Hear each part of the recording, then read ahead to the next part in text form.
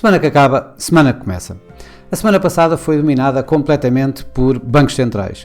Nos Estados Unidos, a Reserva Federal subiu a sua taxa 25 pontos base para o intervalo 4,50-4,75 e com as atenções todas voltadas para a comunicação que se seguiu à decisão de taxas por parte do Fed.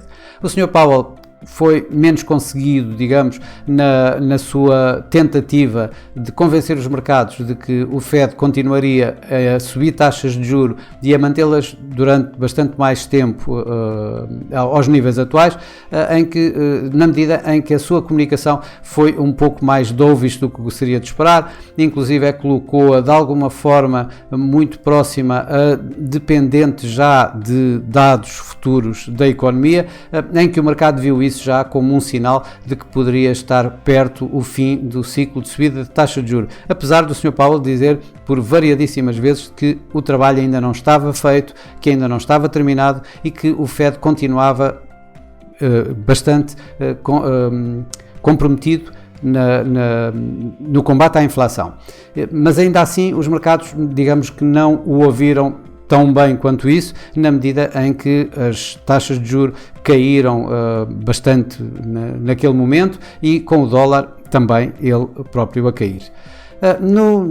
Mais tarde tivemos o Banco Central Europeu, em que a senhora Christine Lagarde foi um pouco mais bem conseguida na mensagem de convencer os investidores e o mercado de que continuaria, que o Banco Central Europeu continuava forte na sua atitude para com a inflação, subindo taxas de juros 50 pontos base, como o mercado também já sabia, na medida em que já tinha sido explicitamente dito que iria subir 50 pontos base, e fê-lo praticamente outra vez para o próximo mês, em que já deu como uma base de trabalho os 50 pontos base para os 50 pontos base de subida de taxa de juros no próximo mês.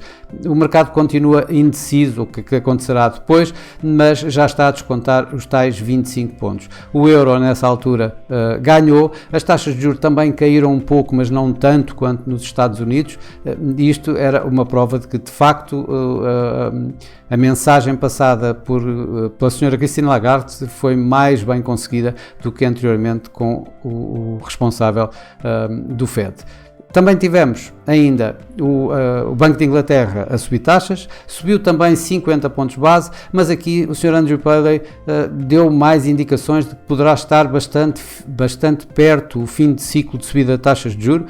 O mercado está a contar com mais 25 pontos, ele próprio também deu de alguma forma a abertura para isso e deu obviamente sinais de que vai abrandar o ritmo de subida de taxas de juros, mas mais do que isso vai colocá-las dependente das datas bastante mais rápido definitivamente do que o Banco Central Europeu ou mesmo a própria Reserva Federal. Obviamente que aqui a Libra também sofreu um pouco em consequência deste posicionamento mais dovish por parte do Banco de Inglaterra, talvez não esperado desta forma pelo próprio mercado financeiro.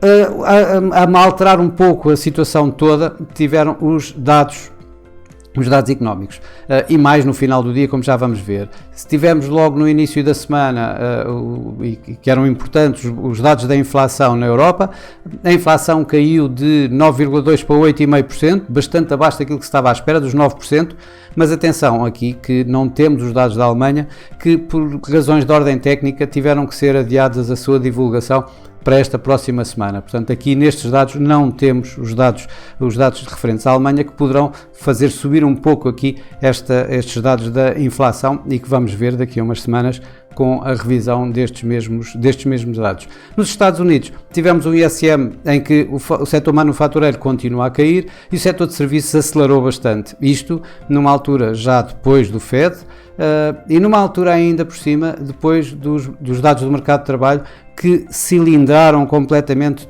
toda e qualquer previsão. As previsões andavam na ordem dos 190 mil novos postos de trabalho máximo e o número que saiu foi acima de 500 mil. Foram 517 mil novos postos de trabalho criados no mês de janeiro. Obviamente que isto fez com que os mercados começassem a olhar para aquela parte que não tinham ouvido do Sr. Jerome Powell, quando ele dizia de que o trabalho ainda não estava feito, que iam continuar a subir taxas e que iam ficar durante bastante mais tempo do que isso. E os mercados aqui sim reagiram em conformidade com isso e não como da forma mais branda com que viram as palavras do Sr. Powell logo na quarta-feira a seguir à tal reunião do Banco Central. Também, ainda aqui nos dados do mercado de trabalho, tivemos obviamente com estes números uma descida na taxa de desemprego, caiu de 3,5 para 3,4, um mínimo dos últimos 40, 50 anos, por aí, e os salários continuam a subir à razão que estavam até agora, portanto era a única parte boa, digamos, para o Fed, em que não há uma aceleração tão grande no preço do trabalho, como poderia ao princípio sugerir este aumento de postos de trabalho que os non-farm payrolls mostraram. Os resultados, a época da apresentação de resultados continua em força, tivemos bastantes resultados de empresas bastante fortes, em que aqui assim foram também um pouco mistos. Ainda assim conseguiram suportar os mercados em termos de confiança dos investidores.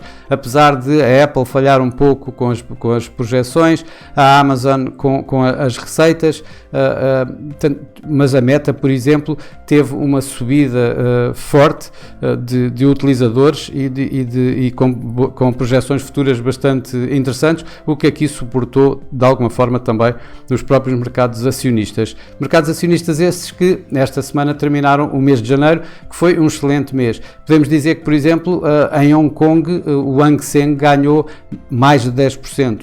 O Nasdaq ganhou neste mês de janeiro, no mês de janeiro, mais de 10% também. Na Europa não tivemos mais de 10%, mas tivemos o Eurostock 50, que terminou com uma valorização de muito perto de 10%, de 9,7%. Esta semana os mercados já tiveram um pouco mais mistos, aliás, era normal que com todos estes bancos centrais a subir taxas e ainda por cima com estes dados económicos, que as coisas também acabassem por ter aqui alguma volatilidade, aliás, como nós já tínhamos visto a semana passada, que provavelmente iria acontecer, e isto realmente os mercados terminaram efetivamente mistos. Na Ásia, a China acabou a perder, em ganhos acabou a ganhar a Austrália e o Nikkei no Japão, mas com ganhos pouco relevantes, estamos a falar da volta dos 0,5%, 0,7%.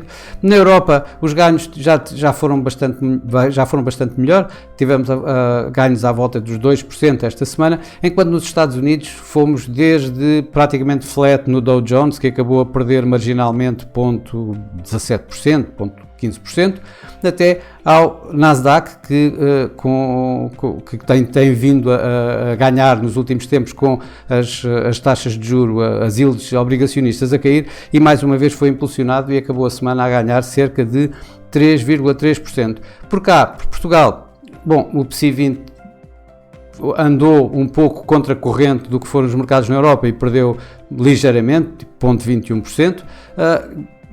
Com a Mota-Engil uma vez mais a ser líder dos ganhos, com mais uma semana de ganhos e desta vez a cerca de 10%, e a Galp a liderar as perdas, tendo caído cerca de 4,5%. No mercado cambial, obviamente que a volatilidade aumentou e aumentou bastante, o dólar fez novos mínimos, o índice do dólar caiu fez um mínimo à volta de 170, o euro-dólar subiu acima de 1,10 pela primeira vez desde abril do ano passado, de 2022. O iene teve ganhos bastante fortes quando as yields caíram, mas que acabaram por perder no final do mês, no final da semana, com os fortes números do mercado de trabalho norte-americano. A Libra acabou por perder e inclusive o Libra-dólar terminou a semana já bastante perto de 1,20, lembro que começámos a semana à volta de 1,24. A coroa norueguesa continua a perder os preços da energia e do petróleo, nomeadamente, a pressioná-la, e o dólar australiano também caiu, recuando dos ganhos da semana passada, com o preço das commodities também em baixa. No mercado das commodities, vemos o ouro e o petróleo, mas o petróleo perdeu esta semana cerca de 8%, com o Brent a terminar abaixo dos 80 dólares por barril, o que já não acontecia também desde o princípio do ano. O ouro também caiu à volta de 3%, aliás, todas as commodities esta semana tiveram um recuo de forma global, desde os metais preciosos aos metais industriais, como o cobre, por exemplo. Esta semana que vem vai ser um pouco mais calma, diria eu, digamos, a semana da ressaca de dados económicos como aqueles que vimos, que, digamos, que surpreenderam tudo e todos, de ressaca dos bancos centrais e das comunicações mais ou menos conseguidas que tivemos na semana passada, e portanto esta semana vamos continuar a ver exatamente onde é que os mercados a digerir tudo o que se passou na semana passada. Começamos por exemplo, estarmos atentos a Jerome Powell, que vai ao Economic Club de Washington, em que provavelmente vai dizer mais algumas palavras melhor do que aquelas que provavelmente conseguiu dizer a seguir à reunião do Fed, e que vai comentar, ou pelo menos lhe será perguntado e deverá comentar alguma coisa em termos dos mercados, dos dados do mercado de trabalho que saíram na sexta-feira completamente acima de qualquer projeção, de qualquer previsão. Os números, os dados económicos também, do que é que temos esta semana? Eu iria dizer que o PIB no Reino Unido será bastante atento, nem que mais não seja para vermos até que ponto é que o Banco de Inglaterra se vai mesmo parar ou não, ou se vai ainda dar aqui mais alguma subidinha de taxas de juros.